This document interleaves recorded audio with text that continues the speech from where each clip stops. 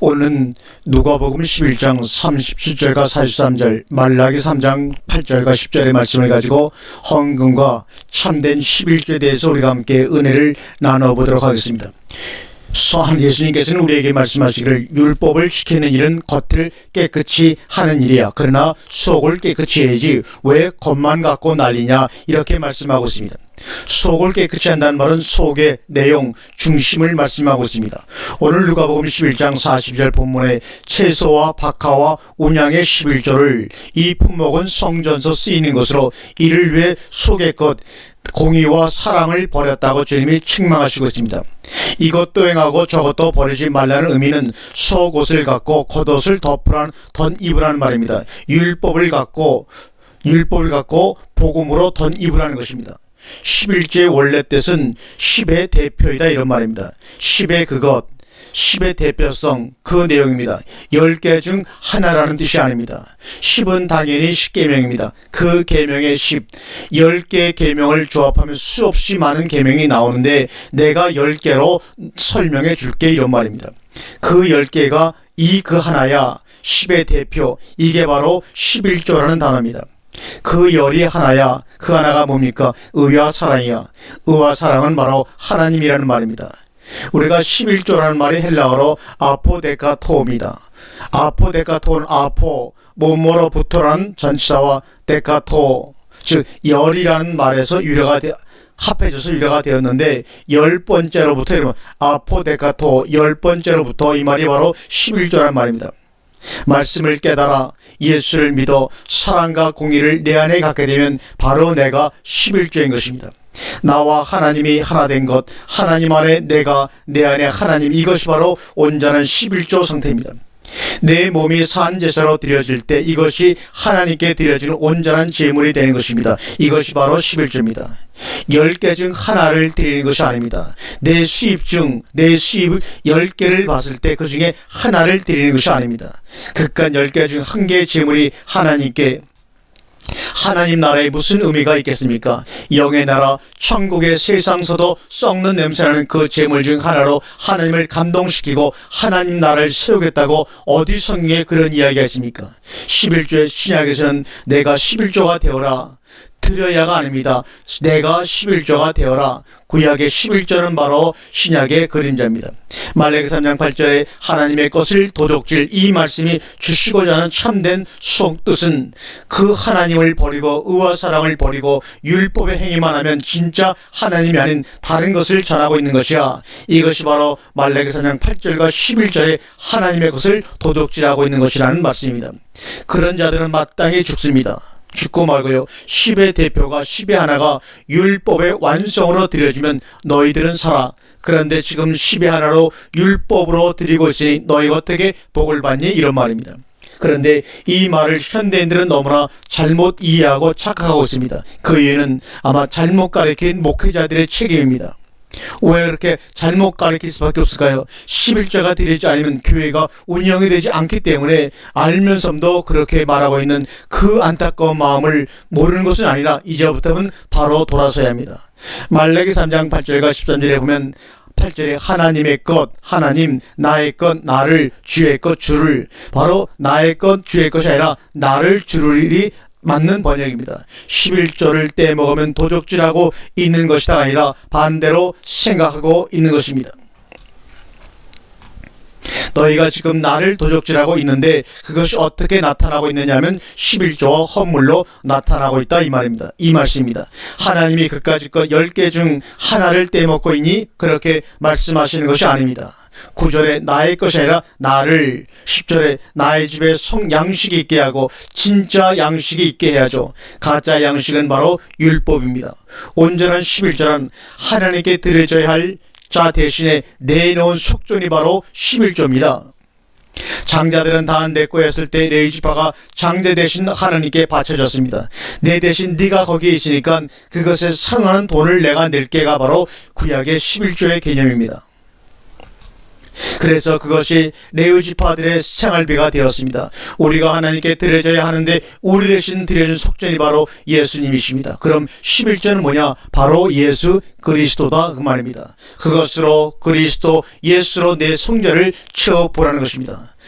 3장 10절에 나의 집에 양식이 있게 하고가 그 진심을 모르고 11조와 허물로 자꾸 나를 섬기겠다고 하니 그게 무슨 밥이냐 양식이냐 그 말입니다. 그것은 너희들이 내 말을 나를 도적질하고 있는 것이다, 그런 뜻으로 말씀하고 있는 것입니다.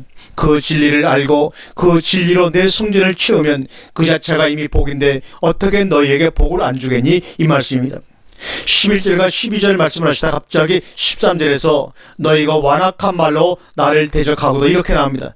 여기서 완악하다는 말은 쪼개진, 수선된, 그러므로 쪼개진 말로, 수선된 말로 나를 대적하고도 이 말입니다. 고로 11조의 문제는 말씀의 문제임을 우리가 알 수가 있는 것입니다. 쪼개지고 수선되면 진리가 율법으로 변화가 되는 것입니다. 모세가 말 내가 말이 어눌합니다. 그래, 그러면 내가 말을 줄게. 우리가 우리말로 전하게 되면 사망에 이르게 되는 완악한 말, 쪼개진 말, 수선된 말이 될 수밖에 없습니다. 그래서 우리 한번 제로 베이스 운동, 우리 신앙을 처음부터 다시 한번 생각해 보자. 고정관념과 습관과 교리에 전통이 묶여있던 우리의 삶을, 우리의 생각을 완전히 다 내려놓고 처음부터 제로로부터 새롭게 한번 시작해 보자. 이런 운동이 일어나길 원합니다. 신앙에 익숙해 있던 것들을 한번 흔들어 보자 이 말입니다. 스퍼전 목사님은 헌금 설교를 바르게 가르치는 것이 바로 목사의 책임이라고 말했습니다. 창세기 14장은 소돔과 고모라를 포함한 4개의 부족대 엘라망을 비롯한 5개 부족간의 최초의 부족간의 전쟁이 기록되어 있는 성경입니다. 다시 말하면 최초의 중동 전쟁이 일어난 것입니다. 소돔과 고모라에 살고 있던 당신의 조카에게 큰 변이 일어났다고 아브라함에게 알려줍니다. 그 소식을 듣고 318명의 사병을 데리고 참전하여 승리를 하고 돌아옵니다. 돌아온 도중 소돔왕과 살렘왕 멜기세덱이 마중을 나갔습니다. 왜 두 왕이 마중을 나갔습니까? 창세기 14장 11절에 나와 있습니다. 살렘왕 멜기세덱이 19절에 아브라함을 축복하면서 한 말에 주목해 보시기 바랍니다. 천지의 주제, 이 말은 하나님께 있다 그런 말입니다. 천지의 주권을 가지신 이는 하나님이심을 강조하는 말이 바로 천지의 주자라는 말입니다. 다시 말하면 의기양양한 아브라함에게 찬물을 끼얹는 표현입니다. 정신 차려 이놈아, 너의 욕망과 전술로 인하여 승리한 게 아니야. 만물의 주권자이시고 생사를 주관하시는 천지의 주제자이신 하나님이 복을 주신 것이다. 너의 승리는 지금 그 얘기를 얘기하고 있는 것입니다. 20절에 너의 대적을 내 손에 붙이신 높으신 하나님을 찬송할지로다, 하나님을 감사할지로다.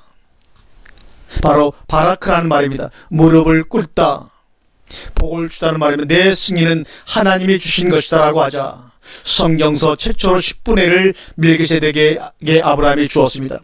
100만 원의 10분의 1은 10만 원으로 산술적으로는 맞으나 개념적으로는 틀린 것입니다. 수학은 궁극적으로 철학입니다. 여기서 히브리 사람들은 일 하나라는 단어를 어떻게 생각하는지 한번 살펴보아야 합니다. 열의 하나, 그 하나라는 단어가 무슨 의미가 있는지 여러분들 한번 곰곰이 살펴봐야지만 11조라는 말에 대한 잘못된 생각을 버릴 수가 있습니다. 일은 첫 번째, 만물, 장자, 이것은 나머지 모두를 대표하는 의미입니다. 대신한다는 의미죠. 일할 때는 순서상의 일이 아닙니다. 이 모든 것이 열의 대표이며 앞으로 나올 모든 것들의 대신이라는 말입니다.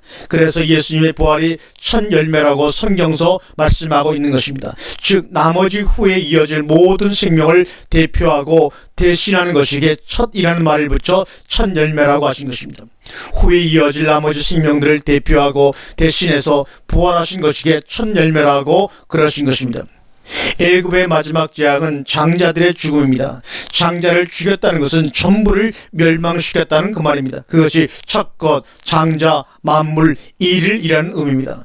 10의 첫 것을 드렸다는 것은 10의 1을 드리는 산술적인 개념이 아닙니다. 나머지 모든 것이 이 첫 것의 고백 속에 담아지는 것입니다. 나머지 9도 하나님의 것이다, 이런 말입니다. 11제 정신은 율법의 정신이 아니고 감사와 복음의 정신입니다. 감사의 실제는 창세기 14장 18절에 살렘왕 멜기세덱은 예수 그리스도를 예표한 글입니다. 그것이 바로 히브리서 7장 1절과 3절에 여기서 멜기세덱이 예수 그리스도임을 알 수가 있습니다. 항상 제사장은 예수 그리스도만 가능합니다. 예수 그리스도의 모형인 멜기세덱에게 11조를 드렸더니 그들이 떡과 포도주를 가지고 나왔으니 이것은 뭡니까? 예수님의 몸과 피 십자가의 상징입니다. 구속의 그림이요 속전의 제물입니다. 히브리서 7장 2절에 의의 왕 살레망, 이것은 곧 평강의 왕입니다. 로마 3장 20절에 율법으로는 죄를 깨달음이니라.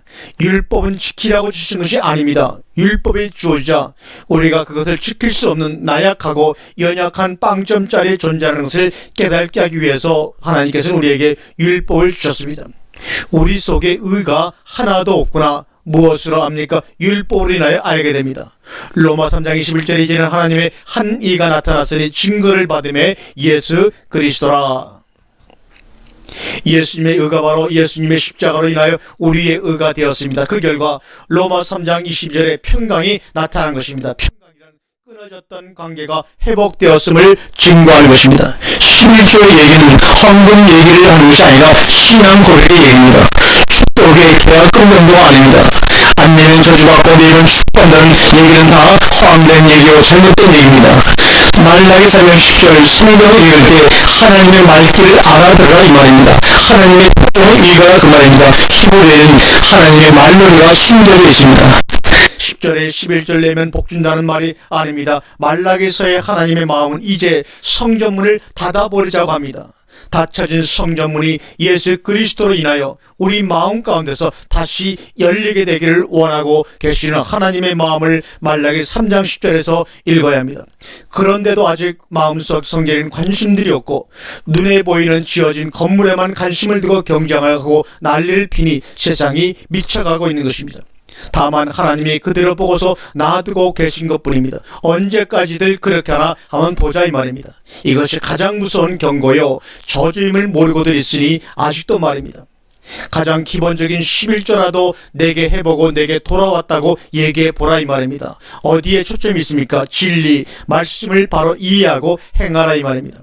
그 중에 가장 기본적인 진리 11조를 예를 들어 말씀하고 계신데 이것을 돈의 개념으로 이해하고 축복만 받으려고 하니 하나님이 아예 성전문을 닫자고 하시는 마음이 이해가 되지 않습니까? 11절은 예수 그리스도의 구속에 대한 고백이요 율법이 진리로 하나님의 사랑으로 내 속에 이루어져 있음을 신앙 고백한 행위입니다. 주실지를 믿고 앞당겨서 11절 낸다. 이것은 엄청난 종교적인 사기입니다. 아멘.